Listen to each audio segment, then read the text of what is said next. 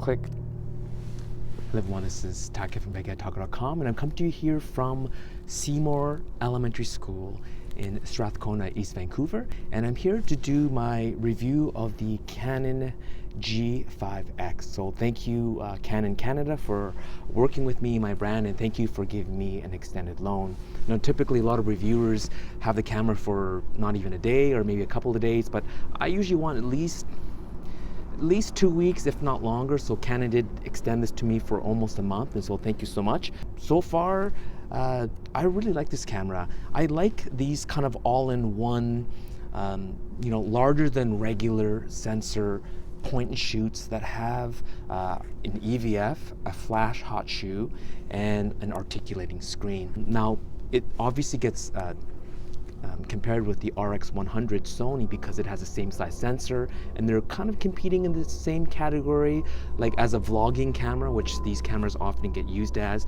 But because the Sony RX100 does not have a full-time EVF that it has to pop up and out, and as well it doesn't have a flash hot shoe, to me, and for myself, it's not in the exact same category. The closest I would think is the Panasonic LX100 or the Leica Deluxe Type 109 or the Fujifilm X30. They both have EVFs and they both have flash hot shoes. Now, the reason why I like having the flash hot shoe is that if you do use it as a vlogging camera, you can put on a LED light on top to get extra light, or you can use a shotgun microphone on top here, or there's lots of other accessories that you can use. And there is an advantage as well to having a camera with an articulating screen. I had mentioned it in my other video. What is the advantage and disadvantage is, for instance, here is the Fujifilm X70, and like the RX100 and many other vlogging cameras, including the Canon G5X, is that these articulating screens that go straight up like this, that's fine, but now it renders the flash hot shoe useless if you need to see yourself. So if you put a shotgun microphone here, or you put a LED light up here, you can't use that screen. So when this goes out sideways and you have for me it would be an LED light, it's nice to be able to still be able to use that hot shoe. Hello everyone, this is Taki from bigheadtaco.com, and I am here in Seymour Elementary School in Strathcona and just doing a quick vlogging test using the Canon G5X. I think it's pretty cool, the fact that this even has a hot shoe, so you can put on a video light so that you can see yourself, and as well the articulating screen comes out the side, so it's out of the way when you're doing this. So I think it's a pretty sweet setup. Thumbs up. The negative of it is, if you're using the articulating screen for photography or street photography and you want to shoot kind of down low like this, and you want to be able to look down, well, what happens with this is you can still do it, but you're looking at it like this. And what happens is that it makes it wider, and you kind of take you got to get used to that. I found it less discreet when it sticks out sideways if you want to shoot down low, but it's not impossible, but it does make the camera seem wider. Another thing I like about these type of articulating screens is that you can actually close it, and now it's protected. Sometimes when I'm using it and it's rubbing up against my jacket zippers or buttons, I'm always scared that I'll scratch the rear screen on most of these, so it's nice to be able to have a protection by being able to flip it back and around. Now, this camera is made in Japan. Now, that in itself doesn't make it better automatically, but I can tell right away the feel of it. Even though in terms of thumb real estate, it looks almost as small as the Fujifilm X70. It has a really, the thumb grip really sticks out, so it feels really comfortable in the hand. And the build quality overall, the grip here is nice. The controls, like the ring around the lens, as well as this one right here, is kind of the coolest. Instead of having a dial that spins sort of this way, it spins vertically this way, and so then you got your aperture or your exposure compensation dial here as well. So all the dials are in all the right places. For as small of a camera as this is, to be able to implement all these dials, an EVF, fully articulating sideways screen, I'm actually pretty impressed that Canon can fit all that in a camera of this size. The one minus I would say is probably the size of the battery. This is a tiny battery, and I wish that they would have been able to put a larger battery. Now it's a 3.6 volt, 1250 milliamp hours. I've never ran out of juice shooting with this for about half a day, so it's good to have a second battery. These things have been around for a while on a lot of different Canons, so I'm sure you can pick these up quite cheaply, either buying the OEM battery from Canon or buying the third-party ones for like 20 bucks or even less. So I didn't really have that much of a problem. I wish the battery was bigger though. Now in terms of the focal range of 24 to 100, again, as a vlogging camera, 24 mil wide is a perfect wide angle lens as you're sort of shooting yourself like this. 24 is nice, 21 is probably even nicer in terms of, you know, getting, you know, maybe even a second person into your vlogging or your vlog. So 24 is a great spot to start. My Panasonic LX3 that I had years ago, it went to 24, and I really like shooting that, and it gets quite addictive shooting such wide angles. So 24 to 100, again, thinking back to the Panasonic LX100 or the Deluxe Type 109, it's a perfect all-in-one camera. The thing I would say that's missing from this is that it doesn't have 4K video. Now at this time, 4K is not that important to a lot of videographers. For me, it's not. I shoot everything 1080p, and you know, it's sort of, you're sort of safe-proofing yourself for the future. Now with 4K, it's not just about being able to shoot in 4K and be able to show in 4K, but because it's 4K, you can crop in and still not lose any resolution. So that is one of the advantages of having 4K if you need that. But this lens has a zoom anyway, so you can just physically zoom in. So I don't see that as a huge deal. I'm sure the next iteration, the Mark II of the G5X, will have 4K video. Another thing that I noticed about this camera is that it looked like it has a microphone port here, but actually it's a remote control plug-in. Now because this has a really well implemented Wi-Fi connector controller, I don't see a need for anyone to buy a remote release on this, and so it's almost as if Canon purposely didn't put a microphone port. I understand maybe they want you to upgrade to a, like, they don't want to add too many features to this, but I think it's sort of self-defeating. Fujifilm, all of their, and it is a smaller 2.5 mil connector, or 1/8. It's not even an eighth. Is it an eighth? No, it's smaller than an eighth. So anyways, 2.5 millimeter port plug-in here. Now Fujifilm, theirs is it has dual purposes, either remote or microphone. So I know Canon can do it, and so if this had an external microphone connector, I think this would become like the king of vlogging cameras. So hopefully on the Mark II Canon, if it's not a lot of work, I don't think it is, be able to put a microphone connection in here. I think this would be, and then guys will have the like the Rode shotgun microphones and put it on here, and it'd be a fantastic vlogging camera. So shooting with this as a camera, so you know, people talk, most of the reviews that I've seen, people review this as a vlogging camera, but as a camera, this is the focal length range of 24 to 100 is perfect for travel. You can take in scenic panoramics. You can as well zoom out to about 100, which is great.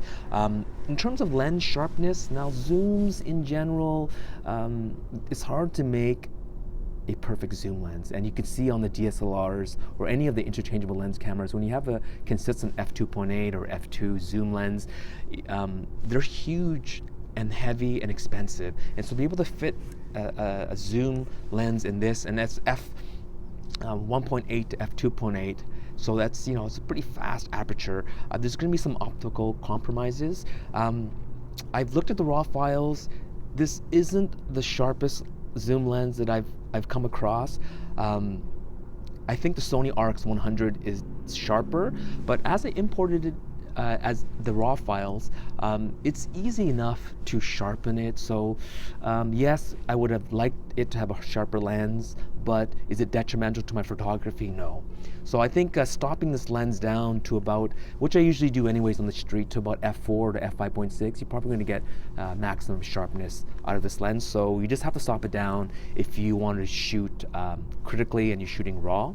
Raw import was very easy. You can actually add some of the color profiles in RAW, so I forgot the names of them, but whatever they're called, you can add this. Some of them aren't bad. They're not as good as the Fujifilm film simulation profiles, but still, it's not bad. And the RAW files looked great. This is a leaf shutter lens, and everyone knows how much I like leaf shutter, so I did use a flash on this, and using outdoor daylight fill flash, it works great. And the image quality on the 1-inch sensor is great. It's a 20 megapixel sensor, so there's lots of resolution in there. In terms of noise control, I felt that for myself personally, I'm used to shooting at APS-C as my standard sensor size, that about ISO 800 is about where I felt comfortable with shooting with it. You can push it to 1600 or even 3200 if you have to, but I would keep it 800, especially if your subject is not moving. It's just a matter of low light and you're getting handshake. Canon implements the optical image stabilization probably better than almost any other brand. They're one of the first ones to implement it back in the film days into their SLR lenses. And so the optical image stabilization, the OIS on this, a 15th of a second, 1/8 of a second, as long as your subject is still, it's fine. So I was shooting ISO 400 and hand holding it 15th of a second, 30th of a second, like no problem. So that part of it, shoot for me again, ISO 800, I'm comfortable. 400 during the day. You get decent depth of field at f1.8 to f2.8 because it's a smaller sensor compared to APS-C size. So I was very comfortable shooting that way. So overall, I am very happy with this camera. One of the things I forgot to mention is the implementation of the touch screen. Now, Fujifilm on the X70, they did recently implement the touch screen on this, and it's kind of rudimentary. It's a first for Fujifilm on this sort of camera. Maybe they've implemented it on other cameras in the past. I don't think so, but it's very rudimentary. Canon does one of the best jobs at it. Not only do they have the touch focus and shoot, so it basically acts as a shutter, and the center focus point, that's where you have it set it at. Even if you press the edges to shoot, it still defaults back to the center, which I like. But as well, even in the menu screen, everything in menus, not only is it a matter of like looking at your pictures and zooming in, zooming out, and looking at everything. When you hit into menus and you're in the menu screen, all the menu sections, everything in the menu, it all is touch. You can either use the controls here or you can use touch. So it's a very intuitive touch screen that I found.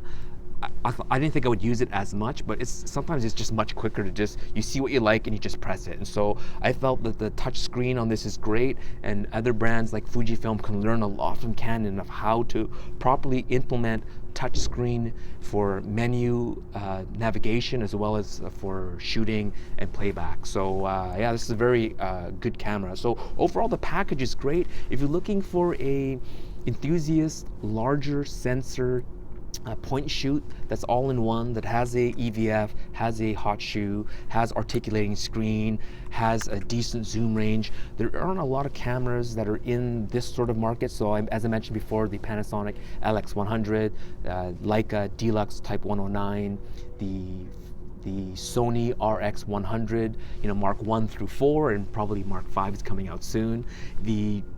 The new Nikon, the Nikon DL series, I think they have one that's called the 24 to 85. So that's very close to what this is. And that is as well a 1-inch sensor. And so that is fantastic.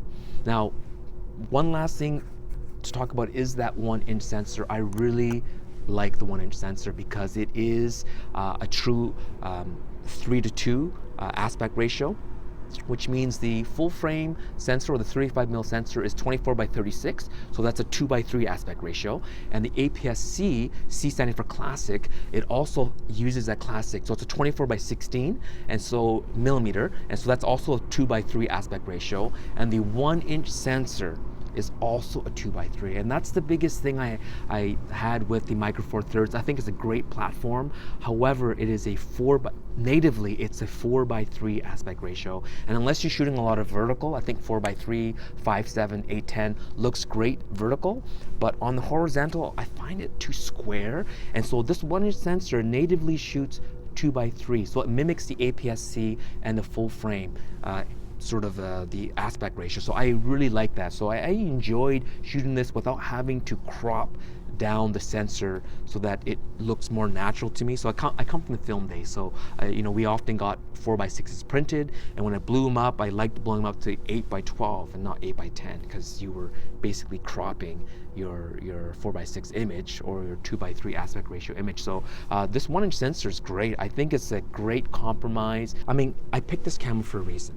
The first camera I chose was a G5X, and it might have seemed like an odd choice, but I like compact cameras. I like all-in-one cameras. I like it having the EVF articulating screen, and a decent zoom range, 24-100. I fell in love with the Panasonic LX3 when I first got it. I took it everywhere with me, to Singapore and to Japan, to Hong Kong. It was just a great compact all-in-one camera, and now this as well does video awesome. And so this is an all-in-one. The competition, they're great as well. The RX100, the new Nikon DL series. This one is a fantastic camera. The ergonomics, I think, is better than the Sony's. In terms of the image quality, the LX100, Panasonic, and the DLX Type 109, it uses a slightly larger sensor, but the megapixel count is lower. So so there's a trade-off here. This is a 20 megapixel sensor, so it's a great enthusiast size sensor. And I think Fujifilm on the X30 should really upgrade that 2/3 sensor, which in the past was considered the enthusiast size, but now I think 1 inch is now the standard. Nikon's gone 1 inch. Sony has really spearheaded that 1-inch sensor with the RX100 and the RX10 cameras. So that 1-inch sensor, I think, is the future of the smaller compact point and shoot. It's great quality, feels great in the hand, perfect size for traveling, and so I highly recommend this camera. I can't wait to review more of these compact cameras from Canon. And so thank you so much, Canon Canada, again, for sending this out to me. I'm going to start thinking about what the next camera I should review, maybe the G7X Mark II, or maybe the EOS, the 80D. That's the one that Casey Neistat likes to use, right? So maybe I'll give that a try. We'll see what happens. So thank you so much for watching. Again, coming here from Seymour Elementary School in Strathcona. Thank you so much for watching, and we'll talk to you soon. Happy shooting. Click. Click.